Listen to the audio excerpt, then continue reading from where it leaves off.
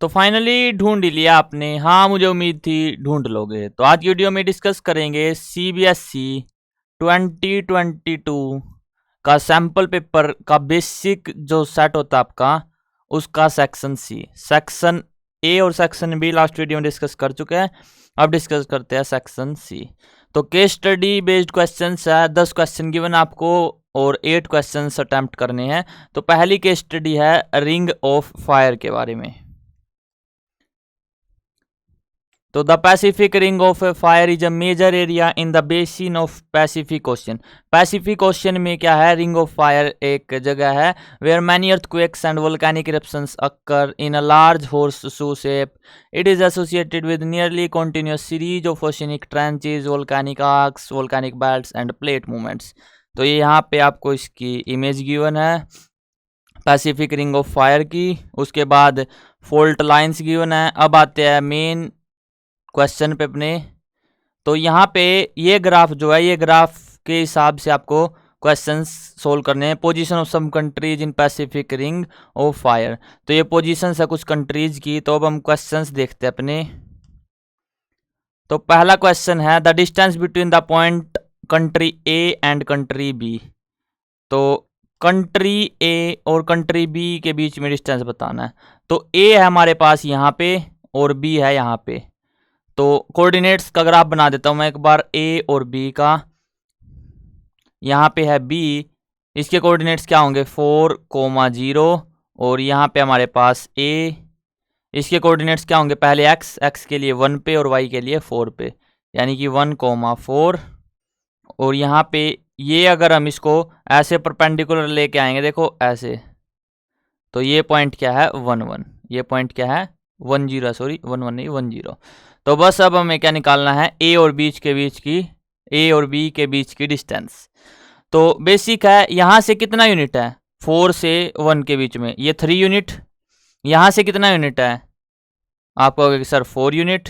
Distance निकाल सकते हो x2 माइनस x1 का whole square plus y2 minus y1 का होल स्क्वायर और होल का स्क्वायर रूट। और वैसे सिंपल दिख रहा है कि ये 0 है, यहाँ पे y क्या है 0 और यहाँ पे y क्या है, यहाँ पे 4y। तो ये टोटल डिस्टेंस कितना है 4 यूनिट होगा। तो ये 3 यूनिट है, ये 4 यूनिट है, तो ये कितना होगा, पाइथागोरस थ्योरम से 90 है, तो ये कितना आ जाएगा 5 यूनिट। तो distance between A and B कितना आ गया 5 यूनिट। तो इसका आंसर आ गया हमारे पास distance between A and B 5 unit. अब next find relation between X and Y such that point X Y is equal distance from country C and country D. तो रिलेशन बताना है एक्स और वाई का, जहां पे जो एक्स वाई है वो इक्वल डिस्टेंस है सी और डी से। तो देखते हैं क्वेश्चन में। तो फिग में देखो सी और डी, सी है यहाँ पे और डी है यहाँ पे। तो डी के जो कोऑर्डिनेट्स है वो क्या हमारे पास, सबसे पहले एक्स एक्सिस कितना है यहाँ पे 3, तो 3 कोमा वाई एक्सिस 5, ये 5, तो 5। और उसके बाद सी के लिए एक्स एक्सिस 7 और वाई एक्सिस यहाँ पे ये 1। तो इनके जो x और y है वो इक्वल डिस्टेंस है, यानी कि 7 + 3/2 बराबर है x एंड 5 + 1/2 बराबर है y, तभी तो इनके बीच में लाई करेगा। तो 7 और 3 10 का हाफ 5, तो x आ गया 5 यूनिट एंड y आ गया 5 और 1 6/2 3 यूनिट। तो अगर मैं x माइनस वाई कर दूं तो कितना आ जाएगा, 5 में से 3 गया 2, तो ये आ गया हमारे पास इसका answer x minus Y is equal to 2। तो देख लेते हैं इसमें हमारे पास option number A x minus Y is equal to 2, तो ये क्या है राइट आंसर। अब next question number 43 is the fault line 3x + y - 9 equal to 0 divides the line joining the country P के कोऑर्डिनेट्स गिवन है 1,3 and country Q के coordinates है 2,7 internally in ratio. तो यहाँ पे है P, यहाँ पे है क्यू, इसको इंटरनली डिवाइड कर रही है फॉल्ट लाइन। तो उसके हमें क्या निकालने हैं, रेशो निकालने हैं कि किस रेशो में डिवाइड कर रही है। तो लेट कर लेते हैं कि K रेशो 1 में डिवाइड कर रही है, तो 1,3 एंड यहाँ पे हमारे पास 2,7। तो x और y की वैल्यू निकालते हैं। चलो, तो x क्या होगा हमारे पास, m x2 plus n x1 upon m plus n, ये होता है हमारे पास। यहाँ पे m और n नहीं है, यहाँ पे k और 1 है। तो अगर सिंपली इस फॉर्मूले के हिसाब से देखें तो x क्या आएगा हमारे पास, 2k प्लस 1 की मल्टीप्लाई 1 से, यानी कि 1 अपॉन k प्लस 1। और सेम इसी तरह से y आ जाएगा हमारे पास 7k, यहाँ पे 7 है y2, और यहाँ पे k 7 into K plus 1 into 3, यानी कि 3 डिवाइड बाई के प्लस 1। तो ये x और y आ गए। अब क्या करना है आपको, x और y को गिवन इक्वेशन में रखना है। 3x plus Y is equal to 9। तो x की जगह पे ये रखेंगे और y की जगह पे ये वैल्यू। तो 3 bracket 2k plus 1 divide by k plus 1 plus 7k plus 3 divide by k plus 1 is equal to 9। अगर k प्लस 1 एलसीएम ले और तो दोनों का एलसीएम सेम, तो यहाँ पे 9 के मल्टीप्लाई में आ जाएगा ये, और 3 की मल्टीप्लाई से करते हैं, यानी कि 3 टू जा 6k plus 3 into 1 3 plus 7k plus 3 is equal to 9 into K plus 1, यानी कि 9k प्लस 9। 6 और 7 13, यानी कि 13k प्लस 6 बराबर है 9k प्लस 9। तो यहाँ से हमारे पास 9 उस तरफ जाएगा, यानी कि माइनस हो जाएगा। तो 13 में से 9 गया, 4k इक्वल टू 9 माइनस 6 तो 3। तो k आ गया हमारे पास 3/4। तो k इज टू 1 रेशो था, तो 3/4 डिवाइड बाई 1 विच इज 3/4, क्योंकि k बाई 1 करेंगे तो 3/4 डिवाइड बाई 1, तो उससे 1 से कुछ फर्क पड़ेगा नहीं। तो 3/4 ये क्या आ गया, रेशो आ गया, जिसमें गिवन लाइन सेगमेंट, यानी कि गिवन लाइन डिवाइड करती है p और q को इंटरनली। तो अब next question number 44, the distance of country m from the x axis is. तो कंट्री m का डिस्टेंस हमें बताना है x एक्सिस से। तो कंट्री m यहाँ पे है, इसका डिस्टेंस x एक्सिस से, तो यानी कि इससे डिस्टेंस बताना है। तो ये कितना डिस्टेंस है देख के बता सकते हो आप, कितने यूनिट है, 1 यूनिट 2 यूनिट 3 यूनिट, यानी कि 3 यूनिट डिस्टेंस है। तो इसका आंसर क्या है, 3 यूनिट। एक डब्बा 1 यूनिट मान लेते हैं, क्योंकि 0 से 1 पे जाओगे एक्स वाई एक्सिस की तरफ, तो ये 1 यूनिट 2 यूनिट 3 यूनिट। या फिर कोऑर्डिनेट्स से भी देख लो आप, जैसे यहाँ पे इसके कोऑर्डिनेट क्या है 2,3, और इस पॉइंट के कोऑर्डिनेट क्या है 2,0। तो अब सोल्व करेंगे तो x2 माइनस x1 करेंगे, यानी कि 2 माइनस 2 0 का स्क्वेयर 0 प्लस 3 माइनस 0 3 का स्क्वेयर, और इसका स्क्वेयर रूट करोगे तो 3 आ जाएगा। और वैसे भी 3 यूनिट क्या है इसका आंसर। तो देखते हैं अब 3 यूनिट, यानी कि इसका आंसर हमारे पास 3 यूनिट।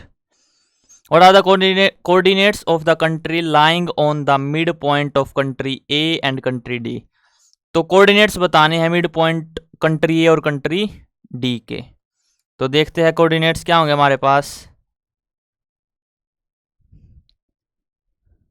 तो यहाँ पे है ये ए के लिए कोऑर्डिनेट्स क्या है, ए के कोऑर्डिनेट्स हमारे पास एक्स एक्सिस पे 1 और वाई एक्सिस पे 4, और डी के लिए एक्स एक्सिस पे 3 और वाई एक्सिस पे 5।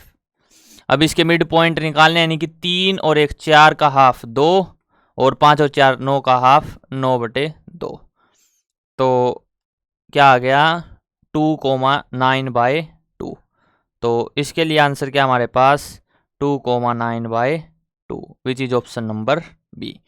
तो ये तो था फर्स्ट केस स्टडी। अब है नेक्स्ट सेकंड केस स्टडी। तो सेकंड केस स्टडी में हमें गिवन है roller coaster polynomials. Polynomials are everywhere. They play a key role in the study of algebra, analysis, and on the whole, many mathematical problems involving them. Since polynomials are used to describe curves of various types, engineers use polynomial to graph the curves of roller coaster. तो ये image given आपको। अब question पे आते हैं। If the roller coaster is represented by the following graph, y is equals to px, then name the type of polynomial it traces. तो इस तरह ग्राफ है कि y बराबर है px के। तो हमें नेम करना है किसका, इसको थोड़ा स्मॉल कर लेते हैं। तो आपको बताना है कि ये गिवन कर्व क्या है। देखो y is equal to p x है, तो ग्राफ कैसे बनेगा, ये वाला। यहाँ पे जितनी बार x एक्सिस को कट करेगा उस टाइप की इक्वेशन होगी हमारे पास, या उस टाइप का ग्राफ होगा। जैसे अगर ये यहाँ पे ऐसे कट कर रहा है, जैसे क्वेश्चन में देखो x एक्सिस को कितनी बार कट कर रहा है, 1 2 3, तो 3 पॉइंट्स है, यानी कि क्या होगी, क्यूबिक। अगर 2 टाइम्स कट करता तो क्वाड्रेटिक होती। अब यहाँ पे x एक्सिस को ग्राफ कैसा है, y equal to p x, और 3 टाइम्स कट कर रहा है, तो जो ग्राफ है वो कैसा है, क्यूबिक। अब next question number second, the roller coaster are represented by the following y equal to p x, which roller coaster has more than 3 distinct zeros. तो वो इक्वेशन या वो ग्राफ बताना आपको जिसमें 3 से ज़्यादा टाइम्स कट कर रहा है, तभी तो 3 से ज़्यादा जीरोज आएंगी। तो इसमें x एक्सिस को 1 टाइम कट कर रहा है, यहाँ पे भी 1 टाइम, यहाँ पे 1 2 3, तो ये तीनों नहीं है। अब बचा last option, option number D. तो यहाँ पे देखो कितने टाइम्स कट कर रहा है, 1 2 3 4, तो ऑप्शन डी का इसका आंसर, मोर देन 3 जीरोज, यानी कि 3 से ज़्यादा जीरोज कौन से ग्राफ की है, ऑप्शन डी की।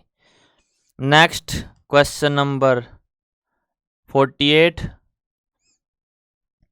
Question is, if the roller coaster is represented by the cubic polynomial t x is equal to p x की क्यूब प्लस क्या x square plus r x plus s, then which of the following is always true.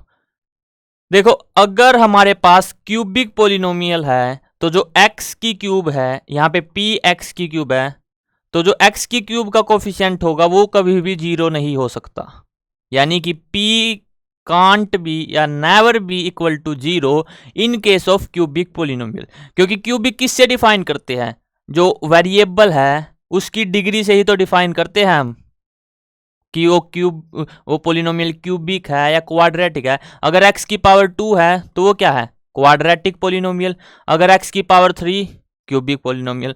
अब अगर मान लो कि P x की cube है, यहाँ पे p ही 0 हो जाए तो 0 इंटू एक्स की क्यूब यानी कि 0, तो फिर एक्स स्क्वेयर वाली टर्म रह गई, तो ये क्यूबिक नहीं रहेगा। तो इसीलिए p can never be 0 in case of cubic polynomial where p is the multiple या फिर constant multiplied to the x की power 3।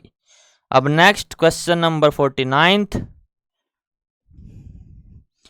If the path traced by the roller coaster is represented by above graph y equal to p x, find the number of zeros. तो number of zeros बताने, यानी कि x axis को कितने times cut कर रहा है, तो यहाँ पे 1 टाइम 2 टाइम और 3 टाइम, तो यानी कि इसका आंसर क्या है, 3। कितने नंबर ऑफ जीरोज हैं, 3 नंबर ऑफ जीरोज। अब लास्ट क्वेश्चन आज का, question number 50, if the path traced by the roller coaster is represented by y equal to p x, find its zeros. तो जीरोज बतानी है कि किस किस पॉइंट पे 0 है। एक तो इस पॉइंट पे 0 है, ये कौन सा पॉइंट है, -3। अब सेकंड पॉइंट ये क्या है, -1, और थर्ड पॉइंट ये यानी कि 2, तो -3 -1 और 2, तो -3 -1 और 2, तो इन पॉइंट्स पे जो y इक्वल है पी एक्स उसकी क्या है, 0 वैल्यू लाई करती है या फिर एग्जिस्ट करती है। तो ऑप्शन सी क्या है, राइट।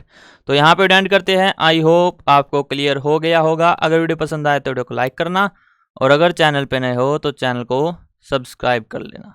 मिलते हैं नेक्स्ट वीडियो में।